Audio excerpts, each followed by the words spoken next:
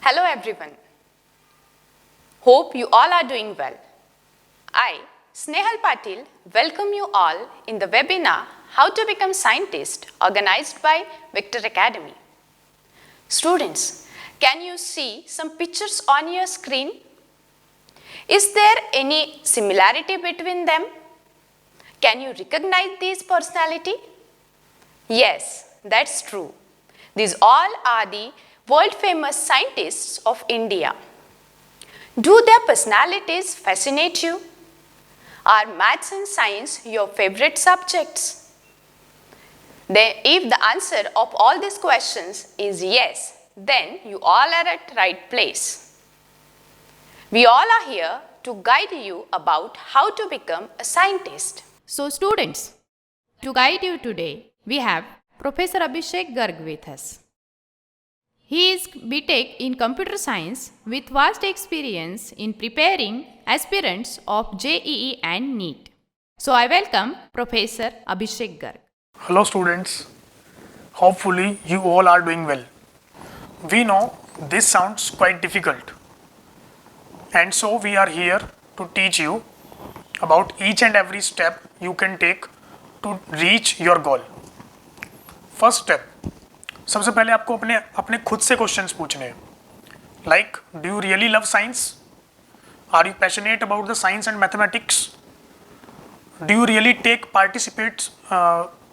participate in your competitive exams? I think you are. सबसे पहले आपको क्या करना है? सबसे पहले आपको स्कूल्स में साइंस और मैथमेटिक्स की असेसमेंट जितनी भी होती हैं उन सब में पार्टिसिपेट करना है. फिर आपको साइंस और मैथमेटिक्स के ओलंपियाड्स या अदर कॉम्पिटिटिव एग्जाम्स में पार्टिसिपेट करना है. Do very well in your science and mathematics subjects in your class. Then just opt for the science stream in class 11th and 12th. These are the steps you have to follow to reach your goal. Then what are the various options we have in this competitive field? So various options are like IISER, IISER, then KVPY, then SCB, then RMO, then Olympiad. There are lot of options are there by which you can get admissions in various institutes. First of all, I will talk about IISER. IISER, Indian Institute of Science, Education and Research. There are 7 IISERs developed by Government of India in various cities. The list of cities you can see on your screen. There are 7 IISERs. In 7 IISERs में admission लेने के लिए आपको बहुत अच्छे से पढ़ाई करनी होती है. 9th, 10th, 11th and 12th पूरा चारों सब्जेक्ट, मतलब चारों क्लासेस में आपको कंप्लीटली पढ़ना है. प्लस इसमें एक और जो कॉम्पिटिटिव चीज़ होती है वो ये होती है कि there are 4 subjects in the exam, in the competitive exam of IISER. Like students opt for PCM or PCB in class 11th and 12th. But PCM में वो फिजिक्स केमिस्ट्री मैथ्स पढ़ते हैं और PCB में वो फिजिक्स केमिस्ट्री बायो पढ़ते हैं. That is why यहाँ पे इम्पोर्टेंट हो जाता है कि आपको क्लास 8 से अपनी स्टडी को बहुत ही अच्छा बनाना है. 8th, 9th, 10th आपको चारों सब्जेक्ट अच्छे से पढ़ने हैं. मतलब आपको मैथ्स प्लस साइंस कंप्लीटली पढ़ना होता है. Because pattern of the exam is like we have 60 questions in the exam of IISER. 15 questions of maths, 15 questions of physics, 15 questions of chemistry and 15 questions of biology. There are 60 questions. Each question carry plus 3 marks. Means if you give a correct response for every question, then you will be awarded plus 3 marks. अगर आपने किसी भी question का answer गलत दिया तो आपका 1 mark cut जाएगा. Means there is 1/3 negative marking. Then अब आप इसको प्रिपेयर तो कर लोगे. लाइक 8th, 9th, 10th में आपको बहुत हार्ड स्टडी करनी पड़ेगी. नेक्स्ट, अब आप सोच रहे होंगे कि एलिजिबिलिटी क्या होती है. तो एलिजिबिलिटी के लिए आपको देखना पड़ेगा कि there are 3 conditions, there are 3 entries in IISERs. 3 entries कौन कौन सी होती है? पहली एंट्री होती है KVPY के थ्रू, दूसरी एंट्री होती है जेई के थ्रू, और तीसरी एंट्री होती है एससीबी के थ्रू, मतलब हमारे बोर्ड्स के थ्रू। तो मैं पहली एंट्री के बारे में आपको बताता हूँ, केवीपीवाई एंट्री। केवीपीवाई का आपके पास फेलोशिप सर्टिफिकेट है, then you can easily take the admission in IISERs. If you are preparing for the JEE Mains and advanced, तो you are automatically preparing for the IISER. कैसे? जैसे आपने mains exam clear किया, तो mains exam clear करने के बाद आप एडवांस में गए, और एडवांस में आपने जाने के बाद एडवांस में आपकी रैंक जो आई, if the rank is below 10,000 for the general category, then you can take the admission in ICER directly. For OBC, SC and ST categories, the category rank must be less than 10,000. Okay? तो JEE advance के through भी आप admission ले सकते हो आइसर्स में। Then third entry के बारे में बात करता हूँ, बोर्ड्स के थ्रू एंट्री। जो बोर्ड्स के थ्रू एंट्री होती है, उसमें अलग अलग बोर्ड्स के लिए, like CBSE, Maharashtra board, Uttar Pradesh board, हर एक स्टेट का अपना बोर्ड होता है।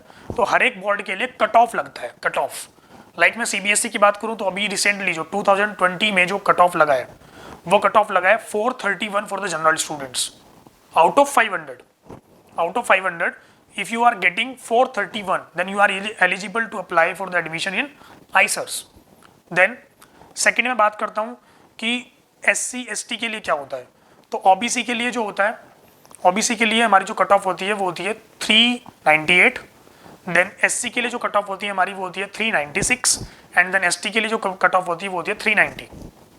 सो आपको बोर्ड्स में भी अच्छा प्रिपेयर करना है।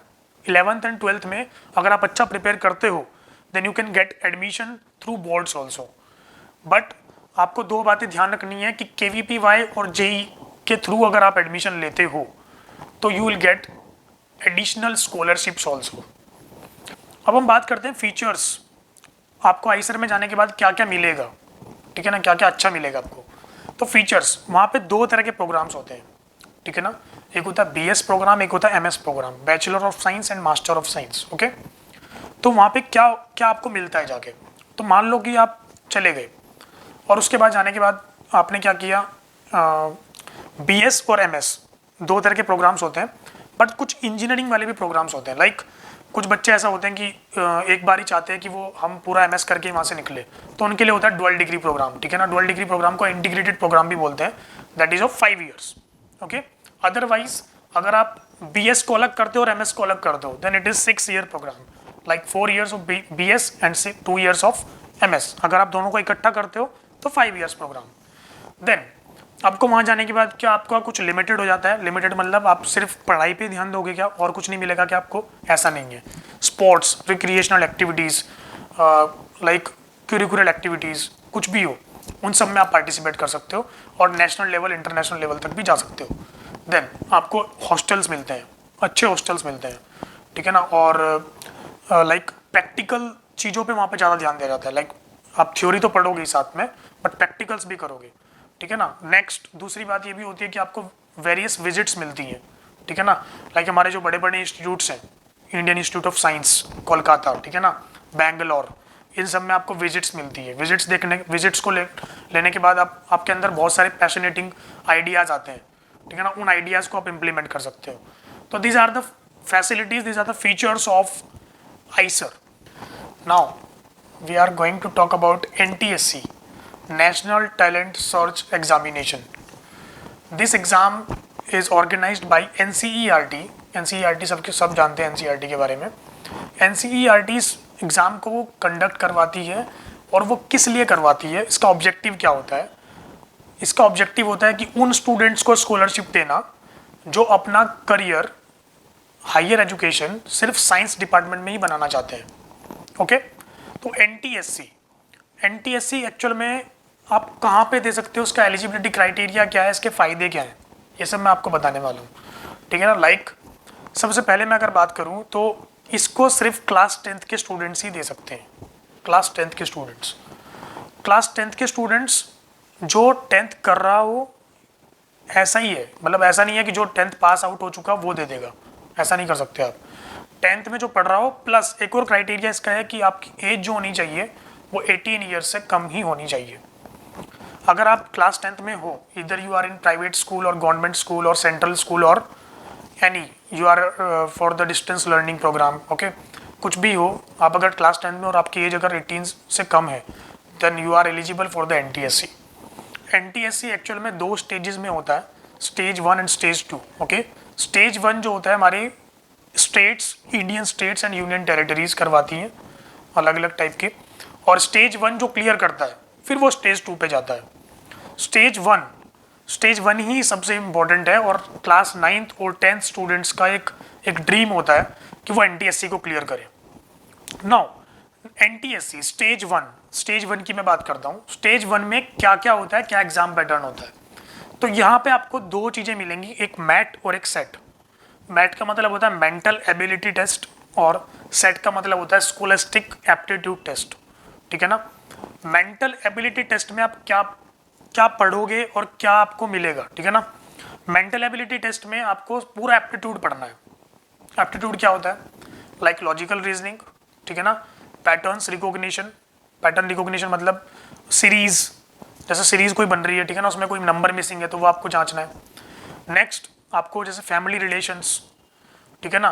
नेक्स्ट डाइस प्रॉब्लम्स, अलग अलग टाइप की प्रॉब्लम्स जो स्टूडेंट के दिमाग को चेक करते हैं, ठीक है ना, एक पॉजिटिविटी को चेक करते हैं, वो होता है पूरा mental ability test. This test is of 100 marks, पूरा 100 मार्क्स का होता है और इसमें क्वेश्चंस भी 100 ही होते हैं। हर एक क्वेश्चन का वेटेज है 1 मार्क, ठीक है ना। तो इसमें कोई नेगेटिव मार्किंग नहीं होती, plus they can attempt all the questions, students can attempt all the questions. इसमें कोई ऐसा नहीं है कि डरने वाली बात है, कोई नेगेटिव मार्किंग तो है नहीं। प्लस अच्छा एप्टीट्यूड जो होता है हमारा, जो मैं अभी बता रहा हूँ, लॉजिकल रीजनिंग, डाइस प्रॉब्लम्स, ये कहाँ पे पढ़ते हो आप। एक्चुअल में 9th-10th में इसको कोई नहीं पढ़ाता, ठीक है ना। That is why foundation is important. Foundation का रोल ही यहीं पे आता है, ठीक है ना। फाउंडेशन कोर्सेज जो चलते हैं वो इसी के तौर पे चलते हैं कि ताकि आपको एक एप्टीट्यूड भी पढ़ाया जाए, ठीक है ना।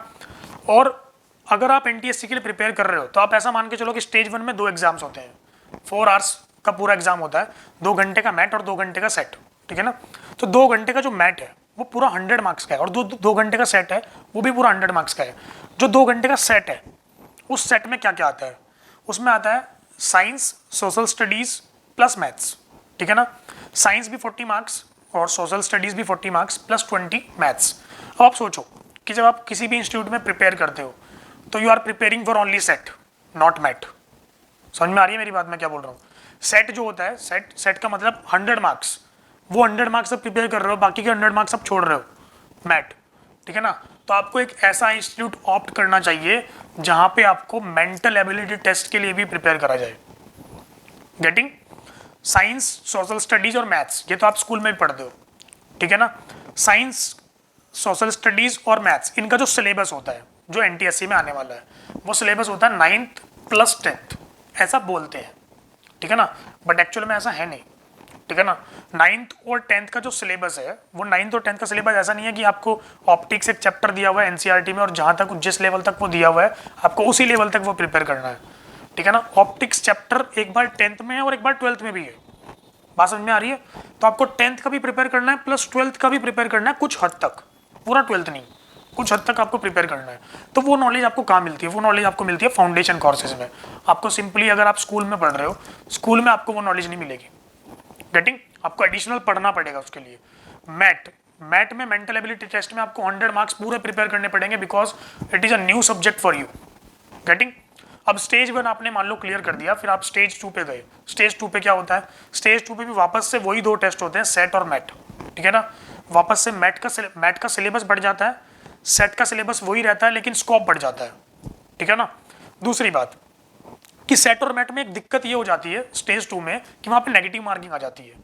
लाइक 1 मार्क तो आपको मिल रहा है, ठीक है, पॉजिटिव मार्किंग है, बट 1/3 की नेगेटिव मार्किंग भी है वहाँ पे। अगर आप गलती से भी कोई गलत अटैम्प्ट कर दोगे क्वेश्चन को तो आपकी नेगेटिव मार्किंग हो जाएगी वहाँ पे, ठीक है ना। वहाँ पे ऐसा नहीं है कि you can attempt all the questions, वहाँ पे आपको सोच समझ के ही अटैम्प्ट करने पड़ेंगे क्वेश्चंस को, ठीक है ना। ये हो गया सेट और मैट की बातें। Now we are going to talk about KVPY, Kishore Vaigyanik Protsahan योजना। KVPY एक और एग्ज़ाम है NTSC के अलावा जिसमें आपको स्कॉलरशिप मिल सकती है, ठीक है ना। और KVPY उन्हीं स्टूडेंट्स को स्कॉलरशिप देता है जो बहुत ही पैशनेटेड होते हैं साइंस में अपना करियर बनाने के लिए।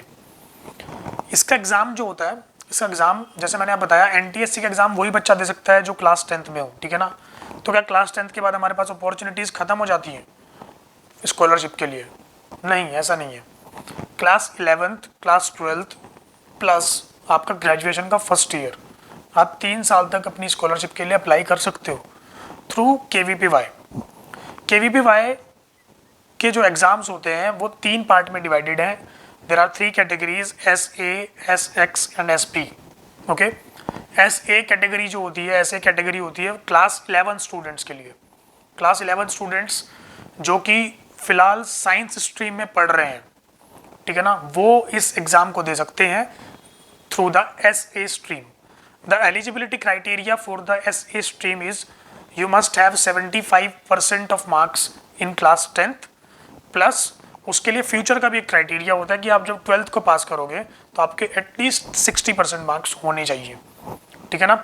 तो जैसे आपने क्लास 11th में आप पढ़ रहे हो, तो क्लास 11 प्लस 12th होने के बाद जब आप अपनी एजुकेशन को परस्यू करोगे, किसी बैचलर ऑफ साइंस, ठीक है ना, कुछ भी करोगे आप, तो उसके लिए आपको स्कॉलरशिप मिलेगी। नेक्स्ट बात करता हूँ 12th क्लास के लिए। 12th क्लास की जो स्ट्रीम होती है वो होती है SX। ओके, SX में क्या होता है? SX में आपका जो क्लास 10th का रिजल्ट है वो भी 75% होना चाहिए, वापस से जो मैंने अभी बताया। और जो आप 12th कर रहे हो, 12th में भी आपके परसेंटेज कितना होना चाहिए? अबाउ 60%, ठीक है ना। Then also you can get the scholarship. Now 12th के बाद भी क्या स्कॉलरशिप के अपॉर्चुनिटी हमारे पास रहती है? यस। अगर आप फर्स्ट ईयर में पढ़ रहे हो तब भी आप इस एग्जाम को दे सकते हो, ठीक है ना।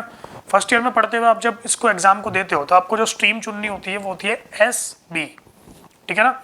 SB में जो एलिजिबिलिटी क्राइटेरिया होता है वो ये होता है कि आपका 60% मार्क्स क्लास 12th में होने चाहिए, उसमें 10th से कोई मतलब नहीं होता, ठीक है ना। और फिर आपको आप दोबारा जब अपनी बैचलर डिग्री को स्टार्ट करोगे, BSc हो गया, ठीक है ना, बहुत सारे साइंस के अलग अलग फील्ड होते हैं हमारे पास, जब अपनी बैचलर डिग्री को आप स्टार्ट करोगे तो वापस से आपको स्कॉलरशिप वहाँ से मिलने स्टार्ट होगी। तो ऐसा मान के चलो आप कि अगर आप 11th में अप्लाई करते हो तो आपके पास 2 साल के बाद स्कॉलरशिप आएगी, 12th में अप्लाई करते हो तो 1 साल के बाद, और अगर आप ग्रेजुएशन में अप्लाई करते हो तो तुरंत स्कॉलरशिप आ सकती है, ठीक है ना। तो ऐसा नहीं है क्लास 11th में अप्लाई किया तो आपको 12th के लिए भी स्कॉलरशिप मिलेगी, ये किसी के मन में नहीं आना चाहिए, ठीक है ना। देन इसका एग्ज़ाम जो होता है, एग्ज़ाम का पैटर्न क्या होता है और एग्ज़ाम का डिफ़िकल्टी लेवल क्या होता है वो हम अभी डिस्कस करने वाले हैं। तो एग्ज़ाम का जो पैटर्न है वो होता है SA, SX और SB तीनों के लिए अलग अलग, मतलब आप मान के चलो SA के लिए अलग और SX और SB के लिए लगभग सेम। SA के लिए जो पैटर्न होता है, बिकॉज 11th स्टूडेंट्स इसको ज़्यादा भरते हैं, ठीक है ना, तो SA के लिए जो पैटर्न होता है वो क्या होता है कि उसमें हमारे पास 80 क्वेश्चंस होते हैं 100 मार्क्स के। 80 क्वेश्चंस मतलब there are 2 parts in this exam, part 1 and part 2। Part 1 में 60 क्वेश्चंस होते हैं और पार्ट 2 में 20 क्वेश्चंस होते हैं, ठीक है ना।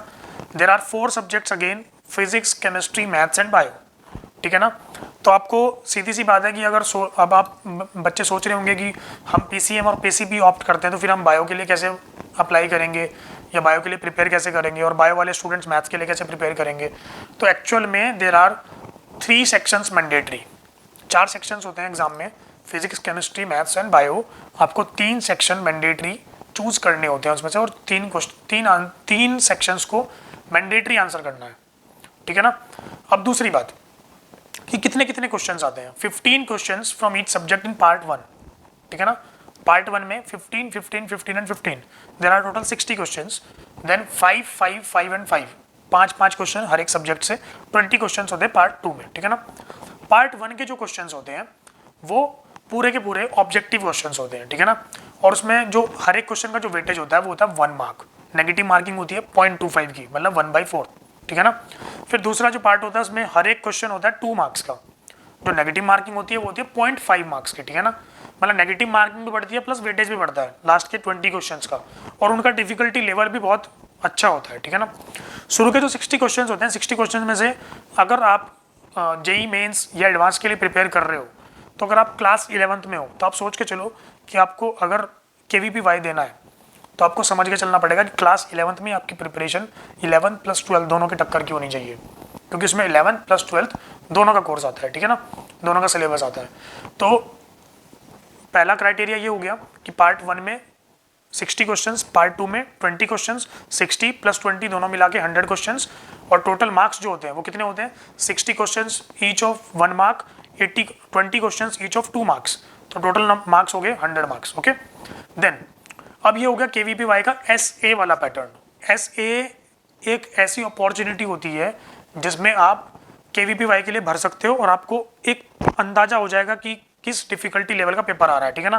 लाइक SA में सबसे पहली बात कि जो बच्चा फाउंडेशन के लिए जो अप्लाई कर रहा है, फाउंडेशन के जो प्रिपेयर कर रहा है शुरू से ही, NTSC भी उसने दिया, वो KVPY भी दे रहा है, तो उसको पहले से डिफिकल्टी लेवल के बारे में काफ़ी ज़्यादा बातें पता होती हैं, तो वो क्या करता है, वो क्लास 11th में उसको क्रैक कर लेता है। But in case class 11th में क्रैक नहीं होता है, तो you have the options for class 12th as well as in your first year of your bachelor degree. Okay, तो this is NTSC exam, national talent search examination. Okay, तो अभी तक हमने सारे साइंस डिपार्टमेंट के बारे में बात की, इस बार हम बात करने वाले हैं मैथमेटिक्स डिपार्टमेंट। ओके, मैथमेटिक्स के लिए जो बच्चा मैथमेटिक्स में बहुत इंटरेस्ट रखता है उसके लिए एक एग्ज़ाम होता है RMO, रीजनल मैथमेटिक ओलंपियाड, या फिर रीजनल मैथ ओलंपियाड भी बोलते हैं, ठीक है ना। तो RMO क्या होता है ये हमें सोचना है, ठीक है ना। RMO को करवाता कौन है, जैसे मैंने आपको बताया कि NTSC को कौन करवाता है, NCERT करवाता है, ठीक है ना। ऐसे ही RMO को कौन करवाता है, HBCSE, Homi Bhabha centre for science education. Okay, तो एक्चुअल में इसमें क्या होता है कि ये रीजनल होता है, आपने फुल फॉर्म भी देखी होगी रीजनल। रीजनल कैसे, तो इसमें बहुत सारे अलग अलग लेवल होते हैं, ठीक है ना। और वो लेवल कैसे कैसे डिसाइडेड होते हैं कि सबसे पहले होता है हमारे पास प्री RMO, ठीक है ना, PRMO उसको बोलते हो। तो PRMO में क्या होता है, सबसे पहले मैथ ओलंपियाड। मैथ ओलंपियाड के बारे में सबने सुना ही होगा, क्लास 9th 10th वाले भी इस एग्ज़ाम को दे सकते हैं। ऑलमोस्ट फर्स्ट क्लास से हमारे ओलंपियाड स्टार्ट हो जाते हैं, ठीक है ना। तो जब आप ओलंपियाड में पार्टिसिपेट करते हो तो सबसे पहले PRMO के लेवल पे एक एग्ज़ाम होता है। PRMO में क्या होता है, 30 क्वेश्चंस आते हैं और 30 क्वेश्चंस के लिए आपको 3 आवर्स दिए जाते हैं, ठीक है ना। हर एक क्वेश्चन का जो आंसर होता है या तो वो 1 डिजिट में आता है या वो 2 डिजिट में आता है, तो वो आपको सब्जेक्टिवली लिखना पड़ता है, ठीक है ना। फिर इस एग्ज़ाम को क्लियर करने के बाद जो स्टूडेंट्स इस एग्ज़ाम को क्लियर करते हैं वो फिर RMO के लिए जाते हैं, ठीक है ना। RMO में क्या होता है, RMO में सिर्फ आपको 6 क्वेश्चन दिए जाते हैं, ठीक है ना, और उन 6 क्वेश्चंस का आंसर आपको सब्जेक्टिव लिखना होता है, ऑब्जेक्टिव क्वेश्चन नहीं होते इसमें, ठीक है ना। 6 क्वेश्चंस के आंसर आपको सब्जेक्टिव में देने हैं और उसके बाद फिर RMO का जो रिजल्ट आता है उससे फिर आप इंटरनेशनल ओलंपियाड में जाते हो, ठीक है ना। There are 6 stages in this olympiad, ठीक है ना। और उसके बाद इंटरनेशनल ओलंपियाड, फिर बहुत सारी स्टेजेस होती हैं अलग अलग, फिर आपको एक तरीके का एक सर्टिफिकेट मिलता है, ठीक है ना, मैथमेटिक्स के लिए। और मैथमेटिक्स का अगर सर्टिफिकेट आप ले लेते हो तो वो आपको आगे भी बहुत हेल्प करता है, ठीक है ना। लाइक अगर आप किसी भी वर्कशॉप में जा रहे हो, लाइक IIT और NIT, ठीक है ना, और आप मैथ ओलंपियाड का अगर सर्टिफिकेट वहाँ पे लेके जाते हो तो आपको स्पेशल कंसेशंस मिलते हैं वहाँ पे, ठीक है ना। दूसरी बात कि आप मैथमेटिक्स के लिए जो बड़े बड़े इंस्टीट्यूट होते हैं हमारे पास, उन सब में फ्री विजिट कर सकते हो। ये RMO का एक बेनिफिट होता है, ठीक है ना। अब RMO और ये जो भी मैं बता रहा हूँ इतने सब, NTSC, ICER, RMO, KVPY, इन सब के लिए क्या करना पड़ेगा, ठीक है ना। तो करना यही पड़ेगा कि क्लास फर्स्ट से आप लग जाओ।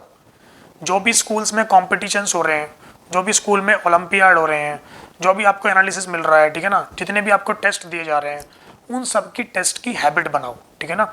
हैबिट बनाओगे तो फिर आपको क्या लगेगा, आपको सारे कॉम्पिटिशन्स ईजी लगेंगे। ऐसा होता है ना कि जो बच्चा शुरू से ही जो काम को करता रहता है उसको एक आदत पड़ जाती है, ठीक है ना। तो क्लास फर्स्ट से जब आप स्टार्ट करते हो ओलंपियाड्स को देना, हो सकता है शुरू में आपके मार्क्स कम आए बिकॉज उसका लेवल अच्छा होता है, ठीक है ना। बट धीरे धीरे आप प्रिपेयर हो जाओगे उस लेवल के लिए, और जब आप क्लास 10th तक आओगे, ठीक है ना, ऑलमोस्ट क्लास 6 से भी बच्चे स्टार्ट कर रहे हैं, क्लास 10 तक जब तक आते हैं वो तो उनको आदत पड़ जाती है, ठीक है ना, ओलंपियाड देने की। उनको ऐसे आदत पड़ जाती है अगर वो क्लास 10th में तो वो क्लास 11th और 12th पढ़ रहे होते हैं, ठीक है ना। तो जब वो ऐसी आदत डाल लेते हैं तो फिर उनके लिए ये ओलंपियाड्स कुछ नहीं है, ठीक है ना। तो RMO हो गया, ICER हो गया, इन सब के लिए आप सिंपली प्रिपेयर कर सकते हो। सो स्टूडेंट्स, आई थिंक आप सबको समझ में आया होगा मैंने क्या समझाया आपको। आप सबको मैंने बोला कि मैंने आपको चार तरह के एग्जाम्स बताए, ठीक है ना। लाइक फर्स्ट एग्जाम जो होता है, फर्स्ट लेवल का एग्जाम, वो होता है ओलंपियाड, जिसको आपको शुरू से स्कूल में ही आपको आदत बनानी पड़ती है, ठीक है ना। फर्स्ट क्लास से आप स्टार्ट करते हो ओलंपियाड के लिए, देन आपको ओलंपियाड करते करते करते करते RMO तक आना है।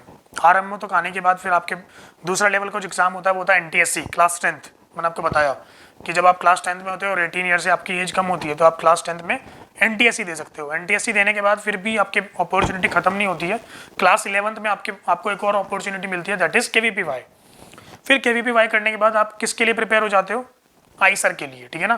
तो आपके पास मतलब बंच ऑफ अपॉर्चुनिटीज़ हैं, आप कभी भी ग्रैब कर सकते हो उसको। नेक्स्ट, आप ये भी बात ध्यान में रखो कि ये जो जितने भी एग्ज़ाम्स हैं, ये एग्ज़ाम्स ऐसे नहीं है कि आप 1 महीने में प्रिपेयर कर सकते हो, बुक्स पढ़ी या फिर रट लिया सब कुछ तो हो गया, ऐसा नहीं हो सकता कभी भी, ठीक है ना। इनके लिए हार्ड वर्क चाहिए प्लस कंसिस्टेंसी से चाहिए, ठीक है ना। आपको ऐसा नहीं है कि मतलब 2 महीने में आप 2 महीने हार्ड वर्क किया और फिर तीसरे महीने डाउन हो गया, ऐसा नहीं चलेगा, ठीक है ना। हार्ड वर्क कंटिन्यूसली करते जाना है, करते जाना है, करते जाना है। जब तक नहीं मिलेगा, जब तक आपको सिलेक्शन नहीं मिलता, तब तक आपको हार्ड वर्क करते जाना है, ठीक है ना। I am very thankful to all of you for joining us with this webinar. I am also thankful to Professor Abhishek Garg for giving his valuable time to guide all of you. I hope all your queries and doubts are clear here. Still, if you have any query or any doubt in your mind, we have shared our contact details in the description given below this video. So you can contact us to get answers of your queries and doubts. Thank you very much.